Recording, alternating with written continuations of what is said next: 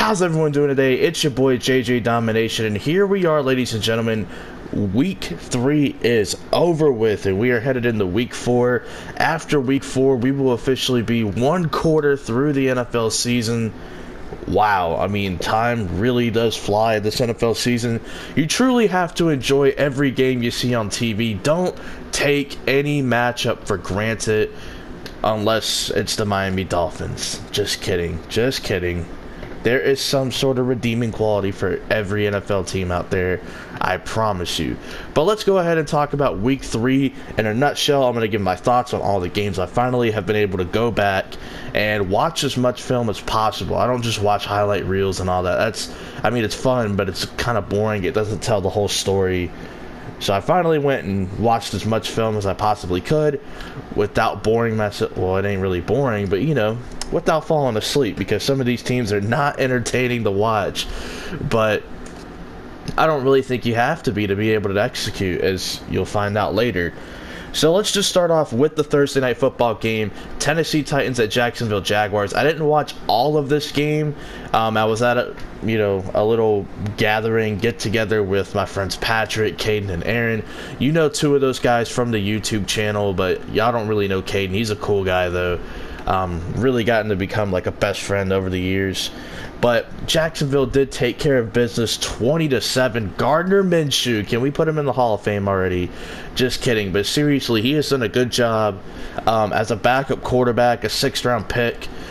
Just being able to come in there and take advantage of the situation, like DJ Chark and Chris Conley have definitely benefit with him coming in, because at the beginning of the season, they were looking at being wide receiver 4 and 5 on the team, and they're like two of his top targets, and Leonard Fournette's not playing too bad either.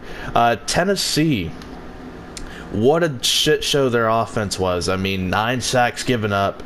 And it's not like Tennessee's offensive line is terrible. Yes, they are missing Taylor Lewan, who I would argue is one of the better tackles in the league that nobody wants to respect or give enough credit to. But Marcus Mariota is literally sitting there and taking sacks, and he just does not get off his primary read, which really pisses me off. It's like, a guy that watches football, he does not take his eyes off of the primary receiver, and when he does, it's too late, and he has to either throw a check down or just throw it away. And he looked rough in this game. You can look at the stats and be like, yeah, he had 300 yards, but he did not look impressive despite having 300 yards. Calais Campbell was in there with 3 sacks. Derrick Henry did get a rushing touchdown, but he really didn't change the game, and he really didn't take over this game like you would expect him to do, like he's done in the past. And this, goes back even farther than just the 99-yard touchdown run that everybody remembers from last season. Overall, great win for Jacksonville. They are 1-2 in the division. They have a division win, which is always important because, it does weigh a little bit more than, let's say, beating someone that's not in your division. So, good shit from Jacksonville. Gardner Minshew, he's been playing pretty well. Has he been Patrick Mahomes-esque? No, but he's just been getting the job done. He's been playing well. The team record just doesn't quite reflect it, but a good division win nonetheless for Jacksonville. Dolphins at Cowboys. So I did recently go back and watch this game. This was like the last game that I got to. I saw bits and pieces during the live feed or whatever, but when the Packers play at 1 o'clock as well, my team, it's kind of hard to watch everyone else. So I have to go back and, do my homework on that. But we saw that Josh Rosen got the start. He didn't look too bad. He didn't really look too bad. My main complaint about Josh Rosen still is his pocket presence. Like, when he's able to see the pressure, he does a good job of avoiding it and trying to get the ball out, but he just can't sense pressure around him.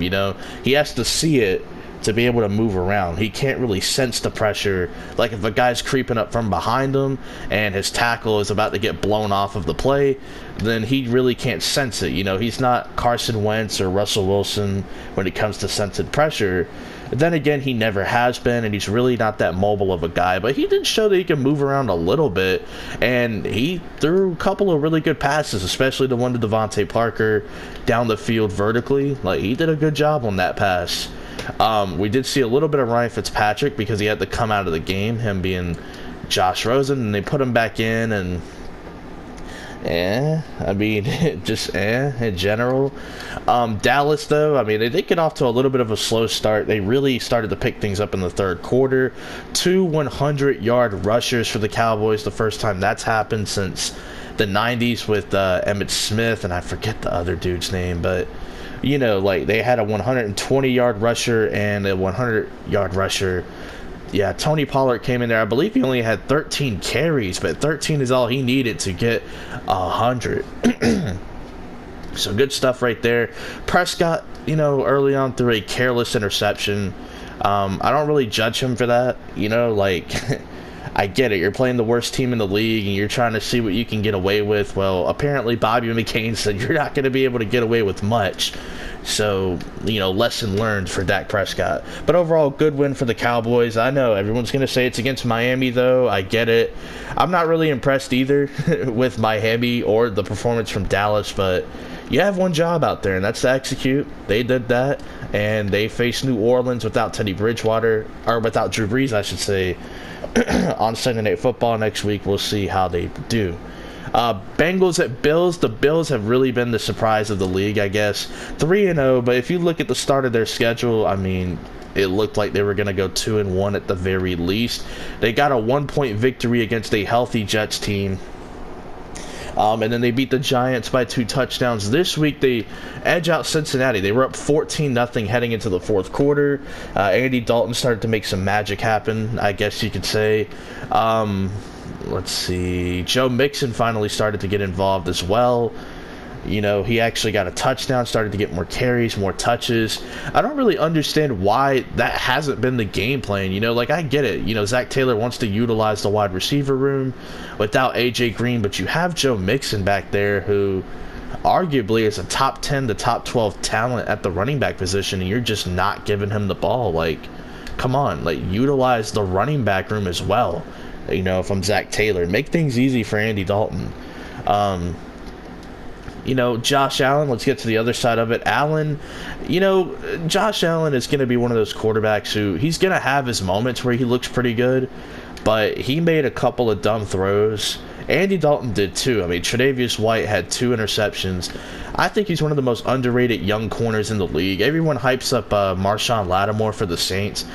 You know, I thought going into the draft that Tre'Davious White was better, and I still feel that way. I know Marshawn had a great rookie season. Everyone's hanging on to that, but he really hasn't been as good as his rookie season. Tre'Davious White's putting together a good body of work, and he's been a good cornerback number 1. But anyway, you know, Josh Allen, you know, he has his moments of brilliance, but he's still making some dumb mistakes. But he's going to learn. He runs the ball pretty well. I like seeing that they, you know, utilize his athleticism and his big frame to run the football. Frank Gore had himself a pretty good game. You know, he got himself in the end zone. So, good stuff. And Dawson Knox, man, a lot of injuries at the tight end position. And Dawson Knox, who was a third-round pick, really wasn't utilized to his fullest ability at Ole Miss. He had himself a hell of a game as well. I believe he had a touchdown, got a few catches here and there. So, good stuff, man, good stuff. Lions and Eagles, the Detroit Lions coming away with a win. They're technically unbeaten. So good for Detroit. You know, by the way, there are 8 unbeaten teams entering Week 4. That is the most since 1998, and that's actually the only time we've ever had 8 undefeated teams entering Week 4 was 1998. So Detroit technically unbeaten. They play like this, you know, really good brand of football where they're going to run it. And, you know, on defense, they're just very physical at the line of scrimmage. I mean, Matt Patricia is starting to figure out, like, the personnel that he wants on defense. And for a lot of defensive coordinators, you know, they come in there the first year and all the fans just expect them to fix, you know, the defense. It doesn't take a year to fix a defense. You know, it takes at least 2 to 3. And we're starting to see across the league, these defensive coordinators, And these defensive-minded coaches, once they get their guys in there, their defense looks pretty damn good, especially if they're new to the scene. So you just have to be a little patient. Year one, there's always going to be growing pains. You're going to see guys who don't necessarily fit the scheme just get burnt and look like shit.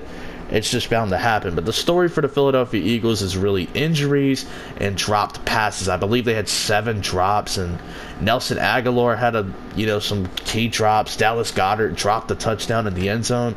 All I'm gonna say is, Philly, if you're playing Green Bay in Lambeau Field Thursday night, you cannot afford to have 7 drops against Green Bay's defense. But we'll talk about that later. And that's not me being cocky. That's just me saying in general, like, you cannot have missed opportunities against the defense that is playing pretty well. But for Detroit, Matthew Stafford had himself a pretty good game. Kerryon Johnson, starting to get going as well. Danny Amendola played well. Yeah, Philadelphia, bizarrely, they're 1-2. It's been a rough start for them, but they're one of those teams that can easily catch fire, so I wouldn't just underestimate Philadelphia, despite the injuries, despite the inconsistent play defensively. Ronald Darby looks like he's going to miss this Thursday night game, which is a big deal because he's kind of their best, corner. He hasn't looked like it, but he's their cornerback number 1, so that's a huge loss for Philly, you feel me? But right here, we have the New York Jets, and the New England Patriots. The Patriots took care of business. James White did not play in this game. His wife was expecting, I believe, their 2nd child. And, good for James White, as a fantasy owner of his, normally I'd trip out if you have, a small injury, and it's like, oh, come on, he could play, whatever. But when it comes to stuff like this, I don't really care. I can work around it. I got Rex Burkhead, and he got me almost 19 points in the PPR league, so, good thinking on my part. The Patriots took care of business. The Jets really started to score points when Jarrett Stidham came in. I believe there was a pick 6 or something, or a fumble recovery. I can't exactly remember, but I think both happened. Jamal Adams had a pick 6, and then someone had a fumble recovery. And that's the only reason the Jets scored. Out of that, it was going to be 30-0. Pretty surgical game from Tom Brady, just doing Tom Brady things,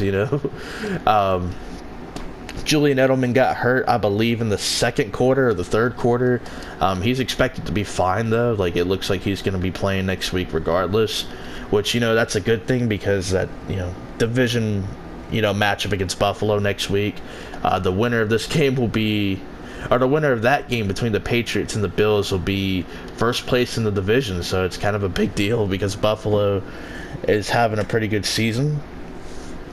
But overall, the Patriots defense still really good. They've only given up 6 points. And I know, you're looking at the Jets scored, it's like, well, they scored 14. How did they only give up 6 points on the season? Well, because the Jets got both of those on, defense and special teams. Really, the offense hasn't done shit against this Patriots defense. So it's going to be tough, man. This Patriots defense, number 1 scoring defense in the league. So you have to give them credit right there. Falcons at Colts. This was an interesting game. Both quarterbacks had a streak where they completed 15-plus passes in a row. Jacoby Brissett looking very good, man. I got to give the Colts credit. When Andrew Luck retired, this team didn't panic and try to trade for a quarterback. They signed a backup quarterback, Brian Hoyer, but they didn't really panic. They were like, you know what, Jacoby's our guy. We're going to rock out with him. And I thought that Jacoby would be good. I just didn't think he'd be playing as well as he has been. And I didn't think the Colts would be 2-1 either. So, I'm starting to learn a lot more about this Colts team. They are pretty talented. Marlon Mack has been very good. I know a lot of people, haven't given him his proper respect. I get it. The Colts offensive line is really good, but Marlon Mack in space making things happen. And not every run is going to be perfectly blocked or perfectly designed. And Marlon Mack continues to do his thing. T.Y. Hilton got hurt in this game, but 9 different pass catchers for Indianapolis. 9 different people came up with a catch. And Brissett looked sharp, man. He looked really good in this game. Good performance from him. Matt Ryan had 1 interception. He's had some uncharacteristic picks over the season. I really wouldn't panic too much, though. Their offense is still going to be very good. But just a couple of uncharacteristic throws from Matt Ryan this year. A couple that, MVP Matt wouldn't make, you know what I'm saying? So, it's been kind of tough at times, for that offense, but Devontae Freeman's showing flashes of, hey, I could be a top 10 back again, just hold on, slow and steady. I like it, but Devontae Freeman is showing signs of, him coming back to that status. Austin Hooper has been very productive this season. I'm glad to see him getting more touches, in the offense because he deserves it. He's been working hard, and it's starting to pay off. He had 2 touchdowns in this game. Julio, for a while there, Rock Ya-Sin was holding his own, the rookie corner from Temple, and then things just started to open up. I mean, you can't stop Julio. You cannot. I don't care who you are. You can put Jalen Ramsey on Julio and put a safety over the top. Eventually, Julio is going to burn your ass once or twice.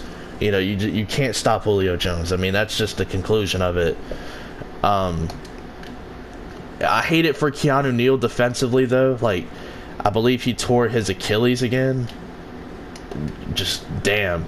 He's in a contract year as well. I mean, the price will go down for sure, but you still hate to see it. I mean, this was a guy who, yeah, he's in a contract year, and the Falcons were expecting big things for him. It's that hard-hitting Cam Chancellor clone that Dan Quinn is trying to mold this guy to being, and, he just gets hurt again. Like, I hate to see it for Atlanta, but, this means more playing time for DeMonte KZ. He's just going to have to go back to being a beast safety, full time again. No big deal. It's not like he hasn't done it before, but I hate it for Keanu Neal.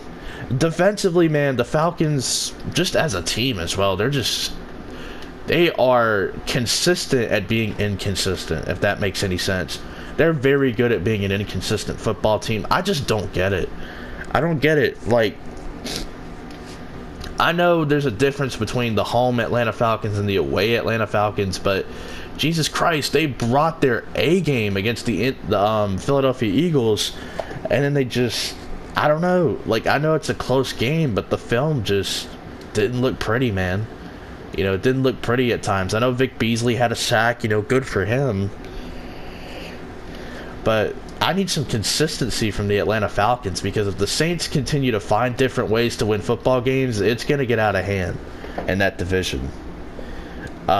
But we're going to move on to the next game. Oakland, the Raiders versus the Minnesota Vikings. This was not much of a game. It was 34-13.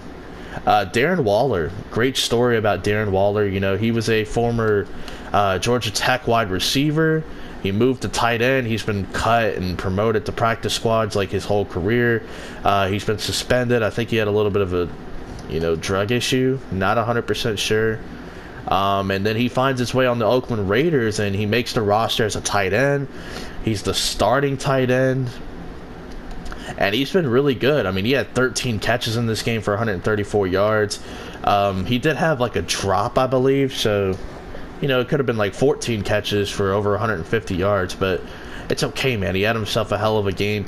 Derek Carr looking pretty inconsistent at times. Like, he made a couple of pretty good throws, and then, he took a sack, and, he just made a couple of shitty passes.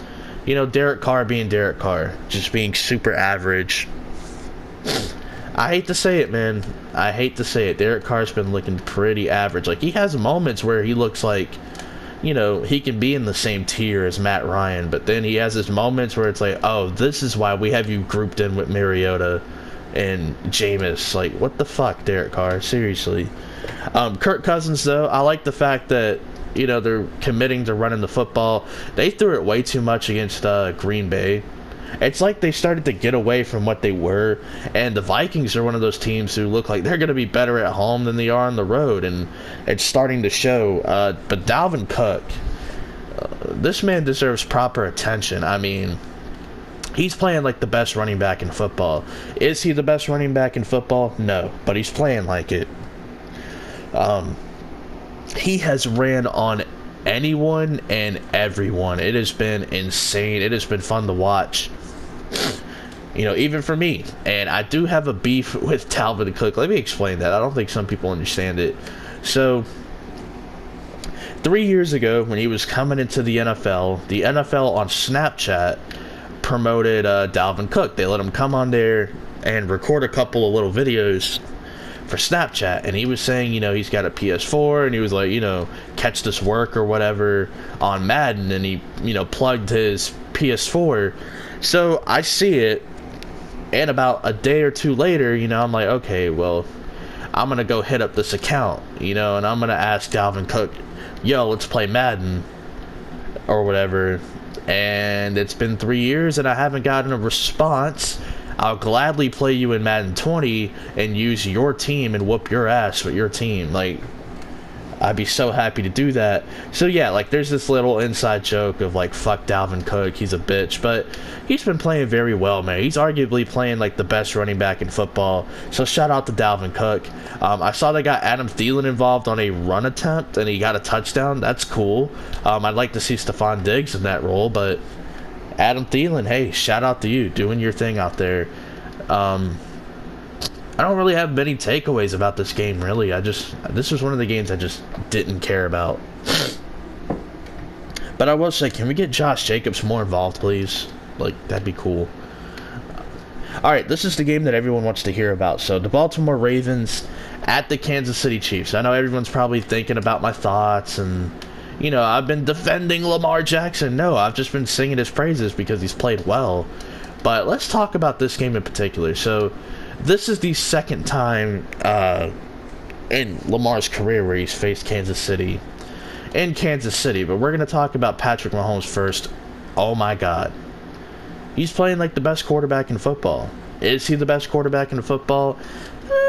I'd probably say no, but he's playing like it. I mean, he made Baltimore's defense, okay? How many times have I said Baltimore's defense is top 3 to top 5? He made that defense look average as hell yesterday, or 2 days ago. Mahomes is just out here making top-tier defenses look average, and it's been fun to watch. I have Baltimore's defense in fantasy. I benched them in favor of Cleveland's defense, and I reaped the benefits. Let's just say that. Demarcus Robinson, a sick catch in the back of the end zone. Travis Kelce, nice to see him getting more catches. I've been wondering, like, what the hell. LaShawn McCoy played well. All the running backs that played really, had some sort of impact. But let's talk about the Baltimore Ravens. That's who I'm really here to talk about, to be honest. I'm here more to talk about the losing team. It did not look good for Lamar Jackson. For like 3 quarters. In terms of passing the football, it didn't really look too good. He did miss some throws, some crucial throws. He did throw the ball a lot. He had a lot of incompletions as well. It did not look pretty, but when it came time to make plays and get the team back into it, he did it. He did it, but there was a lot of blown opportunities as well that I have to hold him accountable for. There were some 2-point conversions that they weren't able to get. 2 of them where he had to try to scramble around and run it in. He just couldn't quite get it in. And you have to hold him accountable for that because that's 4 points. And then they failed another 2-point conversion. There's 6 points left off the board and you lost by 5. If you convert all those, you win by a point. So I have to hold Lamar Jackson accountable for that. He did miss some throws. He did miss some 2-point conversions. But I do have to credit Baltimore for this. They were down, I think it was 30-13. They were down 3 scores, and they never went away from their identity. They never went away from what brought them here in the first place, which is running the football. They did not stray away from running the football. Mark Ingram had 3 touchdowns. Gus Edwards had some big carries. Lamar Jackson was doing his thing in the run game. Lamar did get away with a couple of throws where he kind of just floated it up there, but sometimes in these types of games, you're going to have to get away with shit like that. I mean, it just has to happen. Lamar did not look his, most sharp as a passer, but the narrative of, you just got to play him twice and he won't be effective, I mean, that narrative has to go out the window. He played about as good as you're going to play in a game like this. And I'm not saying, no one else can play better. But what I'm saying is this is a team who, they're not designed to get into high-scoring affairs. They're not designed to get in the shootouts. And they did. And a lot of it came in the fourth quarter.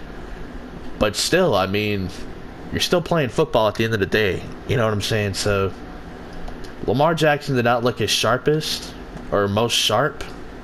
But in the fourth quarter, he did start to play a lot better. But damn, you look at all the blown 2-point conversions and a couple of blown fourth downs, and you start to think to yourself, man, if Lamar Jackson was just more sharp and he didn't take it under himself to try to make every play, maybe this team wins. Because truthfully, I feel like Lamar Jackson tried to do too much. And I feel like he got away from a lot of the things that he was doing well this season, which was not really forcing a whole lot of throws and trying to make more high percentage throws. I feel like he started straying back to his rookie season a little bit. And that's not good, because this is one of the two teams that you're going to have to beat if you want to consider yourself a legit contending team. But, you know, when it comes to power rankings and stuff, I don't think Baltimore should fall down too far. You know, this is one of those losses where you're like, damn, it sucks, but they did everything they could and they looked great. They looked great in defeat. And the moral victory is Lamar Jackson was able to hang in there against last year's MVP. So that's what I would hang my head on. Broncos, Packers, not really a whole lot to talk about. Other than Green Bay's defense getting 6 sacks. 3 of them came from Preston Smith, 2 from Zadarius Smith, 1 from Rashawn Gary. I mean, all of the draft capital and money invested in pass rush this offseason is paying off in a huge way. And you can say, you know, we haven't played the best offenses. Whatever. You know, like, I'll buy that. I understand, trust me, because I haven't really been overhyping the defense. But they have played well. They've played like the best, if not one of the best defenses in football. You know, like, they're number 2 in scoring defense, number 1 in takeaways, top 5 in pressures and sacks and quarterback hits. Their run defense is terrible, dog shit, because they've allowed Phillip Lindsay and Dalvin Cook and Royce Freeman to run all over them. You know, like, it's kind of sucked. And Montravius Adams has missed the last 2 games, and you know, he was playing very well in that Chicago game. Like, we kind of need him back. You know, like, it'd be cool if we had him. You know, like, he's been playing well. But it's a short week. We play Philadelphia. We'll see how things go. As for Denver, they're one of those 0-3 football teams who I think is better than the record indicates.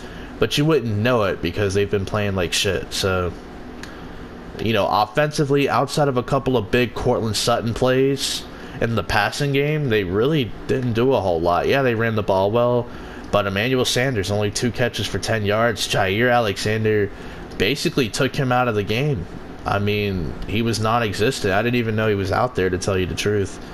But our defense, you know, playing well. Like, I'm happy offensively. Aaron Rodgers and company, I like the fact that they're running the football a lot more. They started to make a couple of more big plays. We saw early on Marquez Valdez-Scantling had a big play. Devontae had like 1 big catch. Chris Harris Jr. did a good job on him. You know, basically trying to take him out of the football game. Only 4 catches for Devontae, 2 of them coming against Chris Harris. So Chris Harris did a great job on him. But let's move on. Panthers, Cardinals. Kyle Allen making, you know, a start here for Cam Newton, going up against Kyler Murray. These two have a little bit of a past. Kyle Allen beat out Murray to be the starting quarterback at Texas A&M. And he also beat Kyler Murray's team in this one, 38-20. Big plays. DJ Moore had 1 catch, but that 1 catch was a touchdown. Christian McCaffrey had himself a great game. Olsen had 2 touchdowns. Curtis Samuel started to get involved too. I believe he had a touchdown. And he was on my sit-ems for fantasy. That's because I didn't know, like, Kyle Allen was this good. Like, I started to figure it out eventually. I didn't know he was this good, okay? Like, I'm sorry. What do you want from me? You know, like, I missed this one in terms of, like, him being good. He played well. I'm not saying he's the future, but he played well. I'm going to give him props for that. Kyler Murray, this was the first game where I sat back and said, damn, he's a rookie. Because he made 2 uncharacteristic rookie plays to Dante Jackson. You know, Dante Jackson had an athletic interception. The second one was special. You know, like, he hopped up in the air for that shit. Christian Kirk getting a lot of touches. I always like to see that. I just made a trade to get Christian Kirk, so I'm hoping Kyler Murray continues to look his way because so far so good. Overall, though, Carolina really surprised me, and they got a lot of juice out of the offense, this week, and hopefully things continue against Houston for them. Giants at Buccaneers. Everyone has been roasting me for my takes on Daniel Jones, saying it's only the preseason, and we'll see what he looks like, and I get it, but it's also one game. But I get it, he looked great.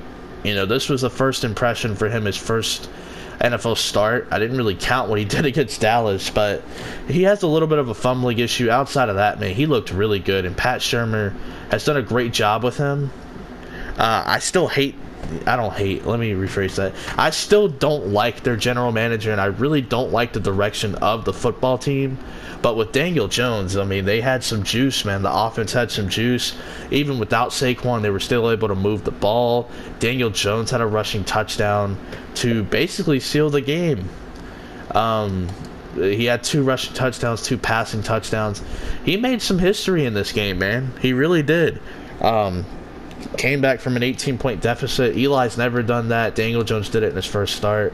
And he was the first quarterback in Giants history with 2 passing touchdowns and 2 rushing touchdowns. So Daniel Jones making history in his first game. And you can't necessarily say it was against just Tampa Bay, though, because Tampa Bay's defense, credit to them, they've been better than usual. They gave up 17 points to San Francisco. Yes, they scored 31, but 14 of those points were because Jameis Winston's a fucking idiot and he threw 2 pick sixes.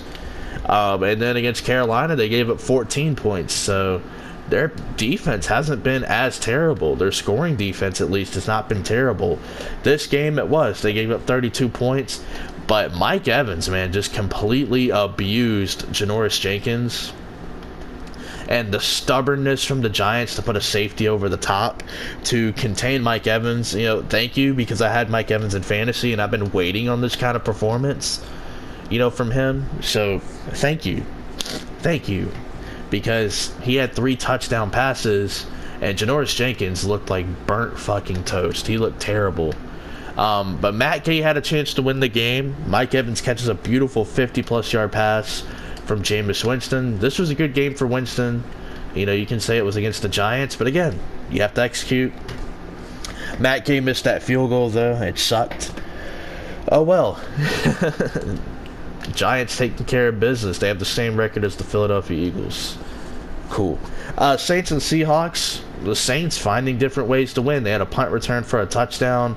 I think they had a fumble recovery for a touchdown from Von Bell. And offensively, they did a good job of managing the game for Teddy Bridgewater, just like I thought they would do. You don't have to let him do a whole lot. Just dump it off to Kamara, find Mike Thomas in, situations here and there. And, just make high percentage throws and don't make low percentage mistakes. And that's kind of what Teddy Bridgewater did. Did he have a glamorous stat line? No, but he got the job done in Seattle in his first start of the year against this team. Seattle, they're tough at home. And they lost his home game. They did start the rally back, but it was literally too little too late. They threw a touchdown with time expiring against Will Dissly, against the Saints, but it didn't matter. They weren't going to win the game. But too little too late, and a lot of it had to do with Chris Carson fumbling, not really catching traction, not really catching his footing. Russell Wilson played great. Tyler Lockett played great. DK only had 2 catches, but they were 2 crucial catches. The time that it happened. So, good for them. I don't really have takeaways for either defense because neither the Saints defense or the Seahawks defense, they haven't been particularly well. I expect them to get better after the mid-season point, but, we'll see. That's all I can really say about that. Texans-Chargers, this was a pretty good game. I thought it would steal the show. It didn't quite steal the show, but Watson is a madman. You know what I'm saying? This dude just plays excellent. The pass rush was hot.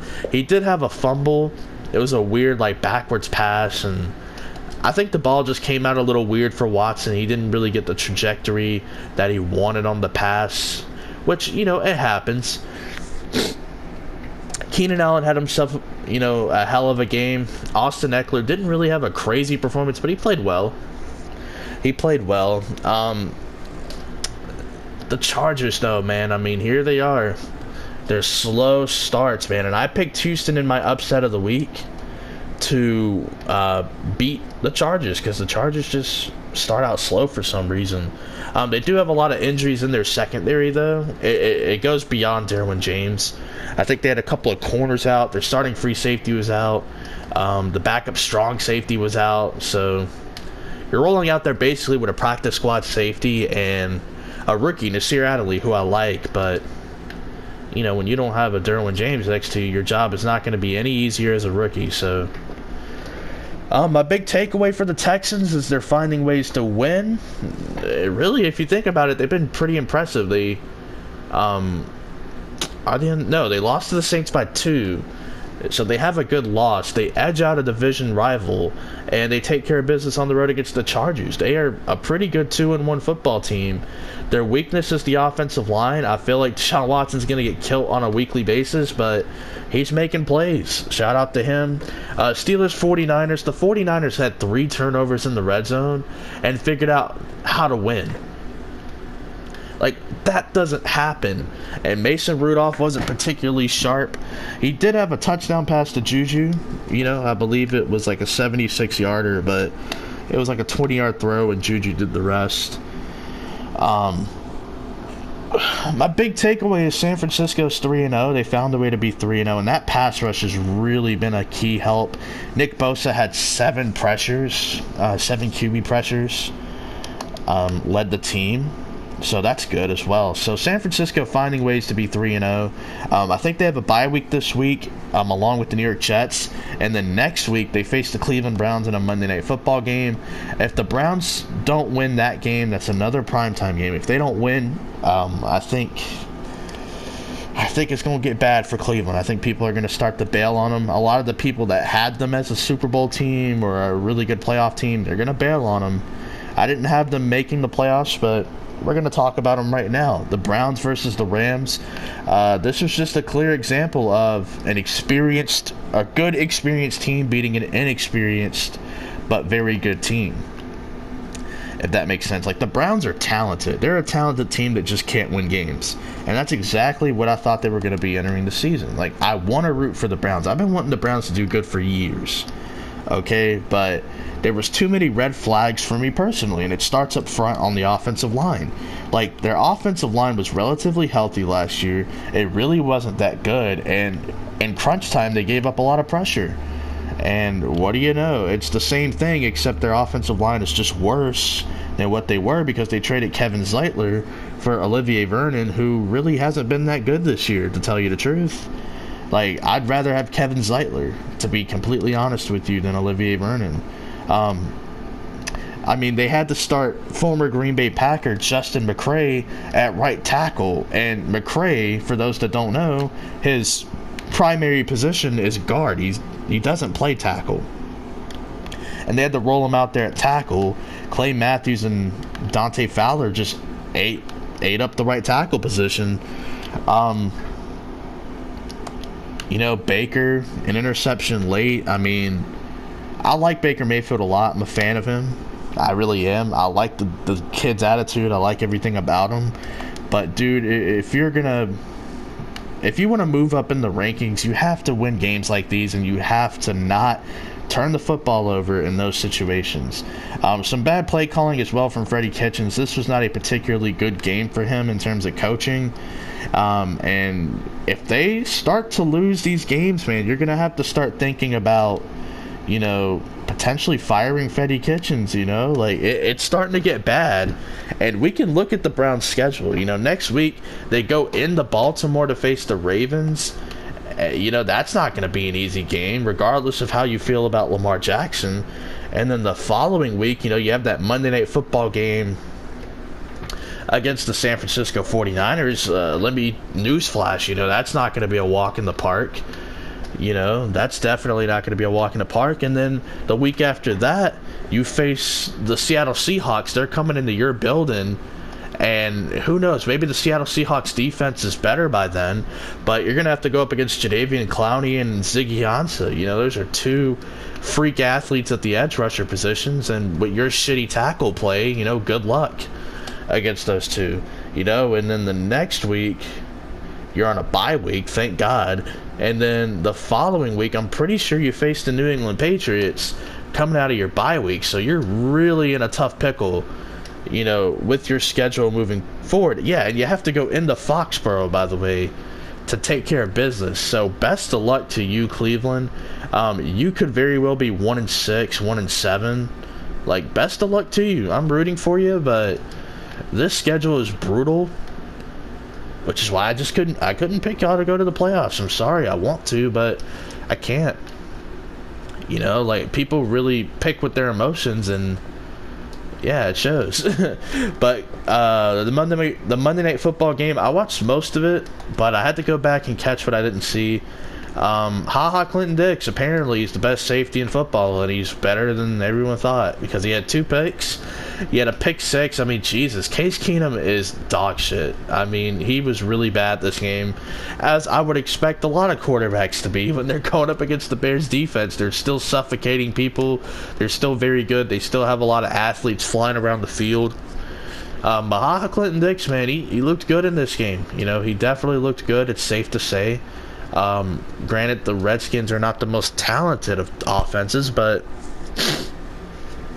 you play who's in front of you, and it's the same thing we talk about with offenses facing shitty defenses. You have one job, that's to execute. Well, the Bears defense had one job, that's to execute, and they did a good job of it. They gave up 15 points. A lot of that came late. I think it was 28-3 in entering halftime, and the Bears kind of took their foot off the gas. It was kind of whatever at that point for them, because I think they only scored 3 points after that. Trubisky had a good statistical game. He did look better. He looked better when you look at the film. Good play calling this game. Taylor Gabriel was a beast in this game. He played very well. I don't understand why Tariq Cohen doesn't get more touches in the passing game, but okay. I get it. You have a lot of mouths to feed. Trubisky, like I said, though, he looked better. I feel like the offense should be more simplified, though. Like, I get it. They're running this gimmicky college offense. Cool. I feel like you should just simplify the game for Mitchell Trubisky instead of having him running all this, like, poor man Sean McVay shit. You know what I'm saying? But that's just me, because Trubisky is not Jared Goff or Patrick Mahomes. Like, this guy should be, you know, in like a power running offense where he can throw play action, run the RPO system, and like that's what it should be, truthfully. You know, like let him throw off of play action, run the RPO system a little bit, and you can show different looks. You can still do all the stuff with your running backs, and you can still have the same formations, but just be a run first offense. Go back to Chicago Bears football. You know, the Bears defense is physical. Why can't the offense be physical? You know what I'm saying? But anyway, those are my thoughts on week 3 in a nutshell. Predictions-wise, we did really good. 11-5. I expected it to be terrible. I expected it to be like 8-8, 7-9. You know, but we did a good job. We went 11-5 this week on predictions. Hopefully next week we can continue our momentum. But until next time, peace out, guys.